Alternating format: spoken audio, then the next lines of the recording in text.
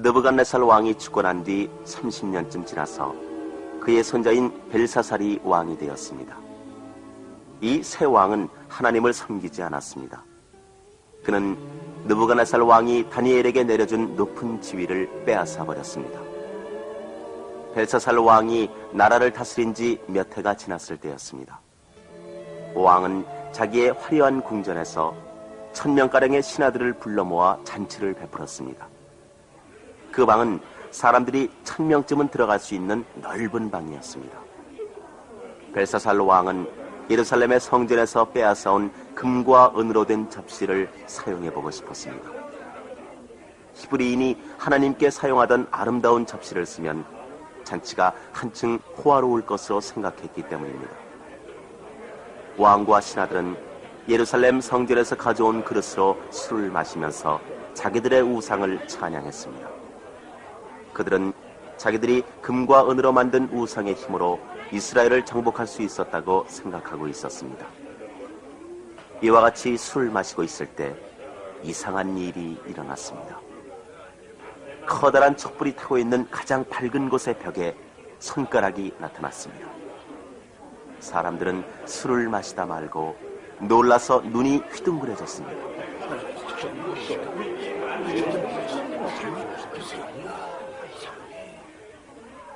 넓은 방 안에 있던 사람들은 모두 그 손을 쳐다보았습니다. 모두들 겁을 집어먹은 채 가만히 보고 있으려니 손가락은 벽에다 알 수 없는 나라 말로 글씨를 쓰기 시작했습니다. 누구도 그 뜻을 알 수 없었지만 무엇인가 무서운 말이 씌어지고 있다는 것은 알아챘습니다. 왕은 술기운이 싹 가셨습니다. 히브리 사람의 성전에서 가져온 그릇을 자기네들의 잔치에 쓴 것이 잘못인 것을 깨달았습니다. 왕은 무서운 나머지 두 다리가 후들후들 떨렸습니다. 쓰러질 것 같은 것을 겨우 참고 정신을 차려서 큰 소리로 명령했습니다. 점성가와 점장이를 불러들여 이 글씨를 풀이하게 하라. 이 글씨를 읽고 뜻을 아는 사람에게는 자줏빛 옷을 입히고 목에는 금목걸이를 걸어주고 나라에서 셋째가는 지위를 줄 것이다. 제사들이 급히 모여들었습니다. 그들은 벽에 씌어진 글씨를 한참 동안 바라보다가 머리를 저었습니다. 벨사살 왕은 더 한층 겁이 났습니다. 얼굴빛은 파래지고 무서워서 떨기까지 했습니다. 아마 하나님께서 느부갓네살 왕이 오만한 것을 보시고 벌을 내리신 것을 기억하고 있었기 때문일 것입니다. 이렇게 모두 겁에 질려 가만히 앉아 있는데 태후가 들어왔습니다. 태후는 말했습니다. 임금님이시여 만수무강하소서. 그렇게 너무 겁만 내시면 안 됩니다. 임금님의 나라에는 거룩한 하나님의 영혼이 깃든 사람이 한 사람이 있습니다. 선왕께서 살아계실 때 그 사람은 학식과 분별이 있어서 꿈을 풀었습니다. 그 사람은 제사들의 우두머리이며 이름은 다니엘이라 합니다. 그러니 다니엘을 부르십시오. 그 사람이 이것을 풀어줄 것입니다. 곧 다니엘이 불려 나왔습니다. 왕은 다니엘에게 말했습니다. 네가 선왕이 유다에서 끌고 온 포로 중에 한 사람이냐? 듣자니 내게는 거룩한 하나님의 영이 깃들고 있어 꿈을 풀이하는 힘이 있다 하니 제사나 술법사들이 읽지 못하는 글씨를 네가 만일 읽고 풀이해주면은 네게 자줏빛 옷과 금목걸이를 주고 이 나라에서 셋째가는 지위를 줄 것이다.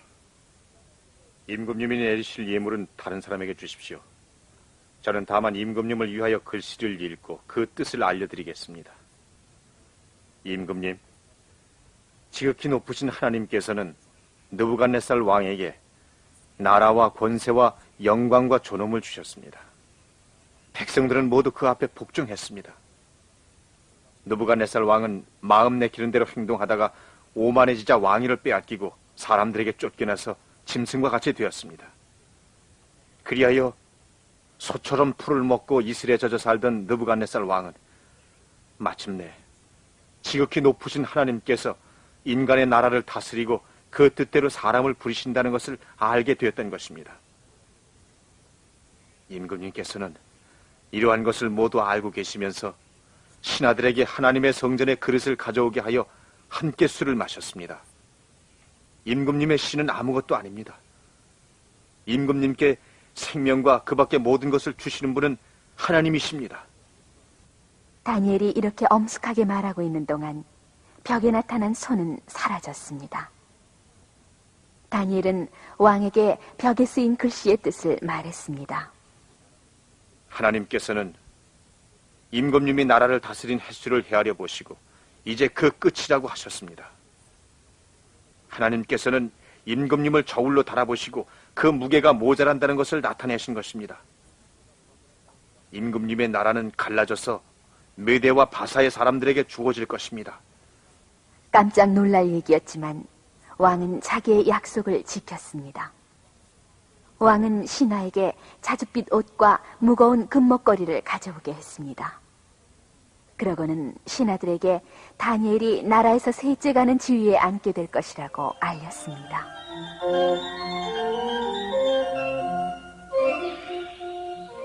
다니엘이 벽에 쓰인 글씨를 풀이한 뒤에도 잔치는 계속됐지만 어느 누구도 먹고 마시고 할 마음이 없었습니다. 손님들은 모두 벽에 쓰인 글씨 얘기를 주고받았습니다. 위험이 다가오고 있다는 것을 모두 알고 있었습니다. 바벨론에서 멀리 떨어진 동쪽의 바사 왕국에 고레스라는 왕이 있었습니다. 이 왕은 여러 나라를 정복했습니다. 제일 먼저 그는 이웃나라 메대를 쳤습니다. 그런 후 바벨론을 쳐서 자기 것으로 만들려고 했습니다. 그러나 바벨론만은 튼튼한 성벽으로 둘러싸여 있었으므로 쉽게 함락시키지 못했습니다. 바사왕 고레스는 계속하여 주위의 나라들을 정복했습니다. 그 나라는 느부갓네살 왕이 다스리던 때의 바벨론보다 3배나 커졌습니다. 오직 바벨론만이 그들에게 대항하고 있었습니다. 고레스는 자기 병사들을 높고 튼튼한 바벨론 성벽 주위에 모으고 공격을 시작했습니다. 그러나 병사들은 성벽을 부수지도 못했고 넘어 들어가지도 못했습니다. 또한 20년 동안이나 먹을 수 있는 많은 식량이 성 안에 있다는 것을 알고 있었으므로 성 안의 사람이 굶주리기를 기다릴 수도 없었습니다. 이곳은 물이 없는 것도 아니었습니다. 유브라데 강이 성벽을 통해 성 안으로 흐르고 있었던 것입니다. 높은 성벽 안에서 바벨론 사람들은 마음 놓고 있었습니다. 대신들은 고레스 왕이 절대로 성 안으로 쳐들어올 수 없다고 믿고 있었으므로 겁도 없이 벨사살 왕의 잔치에 모여왔던 것입니다. 그런데 잔치가 한창이었을 때 고레스의 병사들은 새로운 강바닥을 파서 강물을 거리로 흘러가게 했습니다. 그러고는 높은 성벽 밑에 말라버린 강줄기를 따라서 성 안으로 들어오고 있었습니다. 잔치 자리에 모였던 사람들은 벽에 쓰인 글씨를 보고 그 풀이를 들은 후 더 이상 즐기고 있을 때가 아님을 알았습니다. 그때 난데없이 성 안으로 쳐들어오는 고레스군의 나팔 소리가 울려 퍼졌습니다. 고레스의 군사들이 쳐들어오다니 있을 수 있는 일일까요? 그러는 동안에도 병사들의 발소리는 자꾸만 가까워지고 있었습니다. 겁이 질린 신하들은 넓은 방에서 서로 먼저 달아나려고 소동을 벌였습니다. 그러나 이미 때가 늦었습니다. 바사 군대가 궁전을 포위하고 있어서 달아날 길이 없었습니다. 벨사살 왕은 방 안에서 손님들과 함께 죽음을 당했습니다. 벽 위에 쓰여진 경고가 실현되었습니다. 하나님께서는 이 나라를 멸망시키고 메대와 바사 두 나라에게 주셨습니다. 오래된 예언이 한꺼번에 이루어졌습니다. 몇 해 전에 예레미야는 바벨론의 함락을 예언했었습니다. 이날 밤 바벨론은 영원히 멸망했습니다. 그리고 세계 제1의 정복자 고레스 왕이 다스리는 큰 왕국의 한 부분이 된 것입니다.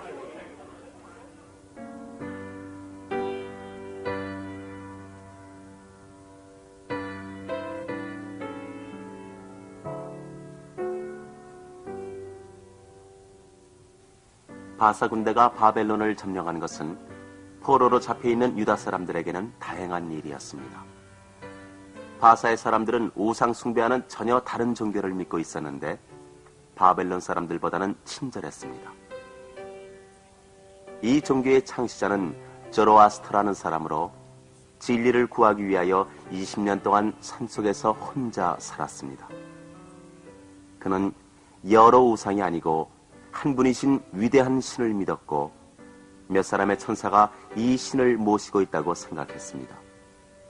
또한 나쁜 영혼을 가진 종을 데리고 있는 하나의 악령이 있는 것도 믿고 있었습니다. 조로아스터는 자기의 가르침을 따르는 사람에게 올바른 생활을 권했습니다. 사람이 어떻게 생활해 왔는가에 따라서 언젠가는 벌도 받고 보답도 받게 되는 심판의 날이 있을 것이라고 굳게 믿고 있었기 때문입니다. 조로아스터는 처음 포로가 되어온 유다 사람들에게 배워서 이러한 생각을 갖게 되었는지도 모릅니다. 우상을 숭배한 까닭에 포로가 된 10지파 가운데에서도 하나님께 충실한 사람이 몇 사람 있었을 것입니다. 혹은 포로된 유다인이 단 한 분이신 위대한 하나님이나 천사, 사단, 큰 심판의 날에 대해서 이야기하는 것을 조로아스터가 들었는지도 모릅니다. 아무튼 이러한 신념이 있었기에 바사 사람은 바벨론 사람보다 훌륭하고 친절한 백성이었습니다. 바사 제국은 한 사람이 다스리기에는 너무 컸습니다.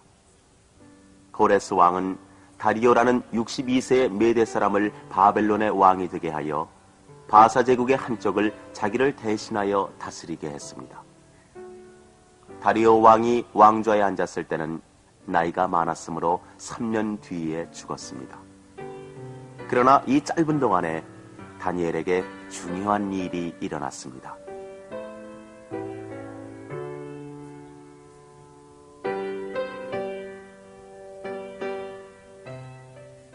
다리오 왕은 자신의 나라를 작게 나누어서 그 하나하나마다 지방 장관을 두어 다스리게 했습니다. 이 지방 장관들 위로는 3사람의 총리를 두었는데 왕은 그 총리들의 우두머리에 유다 사람인 다니엘을 임명한 것입니다. 다니엘이 이같이 중요한 자리에 뽑힌 것은 당연한 일이었습니다. 다니엘의 슬기로움과 착한 성품이 잘 알려져 있었기 때문입니다. 또한 그가 입고 있는 자줏빛 옷은 그가 신분이 높은 사람임을 알려주는 것이었습니다.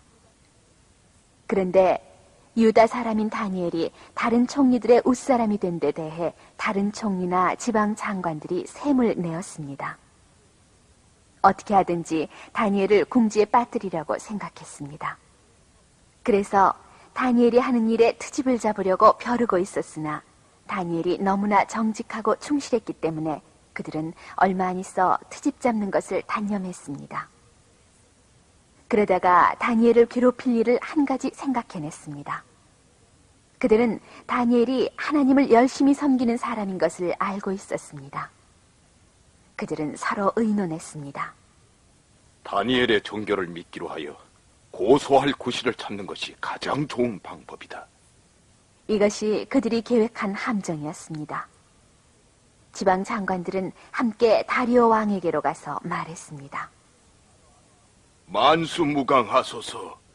나라 안의 지도자들은 모두 한 가지 법을 정해주시기를 원하고 있습니다.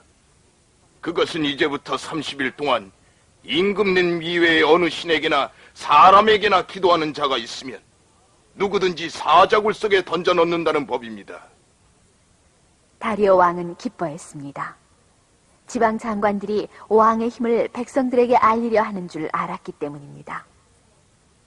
왕은 그들이 바라는 것 뒤에 숨어있는 악한 계획을 알 리 없었습니다. 지방 장관들은 다리오 왕에게 말했습니다.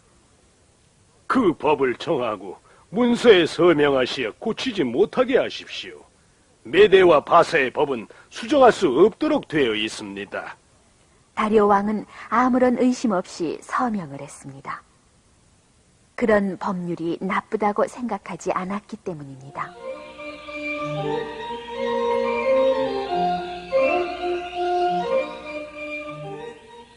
다니엘이 포로가 되어 있는 동안 솔로몬 왕이 예루살렘 성전을 완성했을 때 드린 기도를 기억하고 있었습니다. 하나님께서는 만약 포로가 되었을 때 백성들이 회개하고 하나님께서 택하신 성읍 예루살렘을 향하여 기도를 드리면 그 기도를 들어주시겠다고 약속했었습니다. 다니엘은 날마다 3번씩 자기 방에서 예루살렘을 향하여 나 있는 창문을 열고 꿇어 엎드려 하나님께 기도드렸습니다.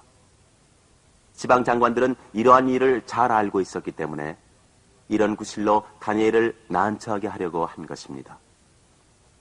다니엘은 얼마 안 있어 지방 장관들이 한 짓을 들었습니다. 그는 법이 서명되었으므로 왕 자신도 그것을 고치지 못한다는 것을 알고 있었습니다. 다니엘은 자기가 드리는 기도가 그 법에 어긋나기 때문에 죽음을 당하리라는 것도 알고 있었습니다. 그래도 그는 자기 방에 가서 예루살렘 쪽으로 나 있는 창문을 열고 꿇어 엎드려 하나님께 기도를 드렸습니다. 계략을 꾸민 지방 장관들은 크게 기뻐하며 이제 됐다고 소리쳤습니다. 그들은 얼른 다리오 왕에게 가서 말했습니다. 임금님이시여, 만수무강하소서. 왕께서는 법에 서명하셔서 30일 동안 임금님 아닌 사람이나 신에게 기도한 자는 사자굴 속에 집어넣는다고 정하셨지요. 그렇다. 메대와 바사의 법이니 고칠 수 없다. 유다에서 붙잡혀온 포로의 한 사람인 다니엘은 임금님의 법을 무시하고 하루에 3번씩 자기의 신에게 기도를 올리고 있습니다. 지방 장관들은 의기양양하게 말했습니다. 이 말을 들은 다리오 왕은 그러한 법에 서명한 것을 몹시 후회했습니다. 다리오 왕은 다니엘이 좋은 사람이라는 것을 잘 알고 있었습니다. 그래서 다니엘을 구할 수 있는 길이 없을까 하고 종일 생각했습니다. 지방 장관들은 한 번 더 왕에게 가서 말했습니다. 임금님이시여, 메대와 바사에서는 임금님이 정하신 법을 고칠 수 없다는 것을 아실 것입니다. 왕도 그러한 것을 알고 있었습니다. 다니엘을 구할 수 있는 길은 없었습니다. 법에는 왕의 서명이 되어 있었기 때문에 고칠 수가 없었습니다. 왕은 다니엘을 데려오라고 명령했습니다. 왕은 슬퍼하며 다니엘에게 말했습니다. 아무쪼록 네가 늘 섬기는 하나님께서 너를 구해주시길 빈다. 왕의 부하들은 사자굴 속에 다니엘을 던져 넣었습니다. 커다란 돌이 입구 쪽에 놓여졌습니다. 왕은 마음이 내키지 않았으나 아무도 그 돌을 움직이지 못하게 왕 자신의 도장을 찍어 놓았습니다. 다리오 왕은 슬퍼하며 궁전으로 되돌아왔습니다. 맛있게 차려온 저녁밥도 먹지 않았고 악사들이 음악을 연주하러 왔을 때도 그들을 되돌려 보냈습니다. 그날 밤 다리오 왕은 잠을 이루지 못했습니다. 밤새도록 뒤척이면서 한잠도 못 잤습니다. 한편 다니엘을 사자굴 속에 집어넣는데 성공한 사람들은 기분이 좋아서 집으로 돌아오는 길에 서로 말을 주고받았습니다. 이제 다니엘은 끝장이다. 2번 다시 다니엘 때문에 귀찮아할 일은 없을 것이다. 그런데 다니엘은 어떻게 그날 밤을 지냈을까요? 굶주린 사자가 그를 잡아먹었을까요? 다니엘에게는 아무 일도 일어나지 않았습니다. 하나님께서는 사자에게 거룩한 종을 상하게 하시거나 아니 겁나게 하는 것조차도 허락하시지 않았습니다. 하늘에서 천사가 내려와서 사자의 입을 막은 것입니다. 사자는 다니엘 곁으로 와서 몸을 비볐습니다. 다니엘이 사자를 어루만지자 사자는 고양이처럼 기뻐했습니다. 또한 다니엘은 옆으로 누워서 사자의 부드러운 몸에 기대기도 했습니다. 다니엘은 밤새도록 잠을 잤습니다. 자신이 안전하다는 것을 다니엘은 알고 있었습니다. 궁전의 창이 밝아져서 날이 새었다는 것을 알게 된 왕은 밤새도록 한잠도 못 자서 피로한 몸으로 옷을 갈아입고 급히 사자굴로 갔습니다. 왕은 걱정과 피로로 얼굴빛이 초췌해 있었습니다. 사자굴에 닿자 왕은 슬픈 듯이 말했습니다. 살아있는 하나님의 종 다니엘, 내가 늘 섬기는 신이 너를 사자로부터 구해주셨느냐? 다리오 왕은 불안스레 기다렸습니다.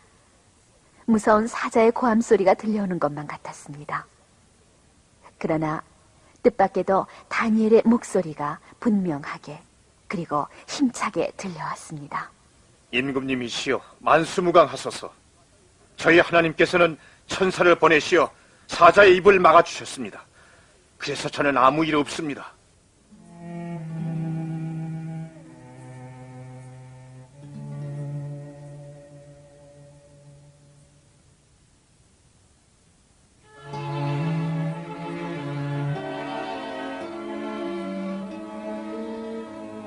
이 말을 들은 다리오 왕은 기뻐서 어쩔 줄 모르며 다니엘을 굴에서 나오게 하라고 명령했습니다. 그러고는 신하들에게 다니엘을 함정에 빠뜨린 사람들을 끌어오게 하여 사자굴 속에다 넣었습니다. 굶주린 사자들은 그 사람들이 굴 속에 떨어지기가 무섭게 덤벼들었습니다. 다리오 왕은 다니엘이 섬기는 하나님이야말로 조로아스터가 가르친 신이 틀림없다고 믿었습니다. 그렇지 않고서야 누가 이렇게 훌륭한 일을 할 수 있을까요? 왕은 그 전에 어느 법보다도 훌륭한 법을 정했습니다. 그 가운데서 왕은 모든 지방에 있는 모든 사람에게 사자로부터 그 종을 구하신 다니엘의 하나님을 믿으라고 명령했습니다. 다니엘은 나라에서 중요한 인물이 되었습니다. 하나님께서 함께 계셨기 때문입니다. 3년 뒤 다리오 왕이 죽고 고레스 왕이 그 지방을 다시 다스리게 되었으나 다니엘은 더욱 영화를 누렸습니다. 하나님께서는 앞으로 일어날 몇 가지 일에 관한 환상을 다니엘에게 보여주셨습니다. 하나님께서는 자신이 다니엘을 사랑하신다는 것과 그가 하나님을 믿었기 때문에 하나님께서 언제나 함께 하신다는 것을 전하도록 다니엘에게 천사를 보내셨습니다.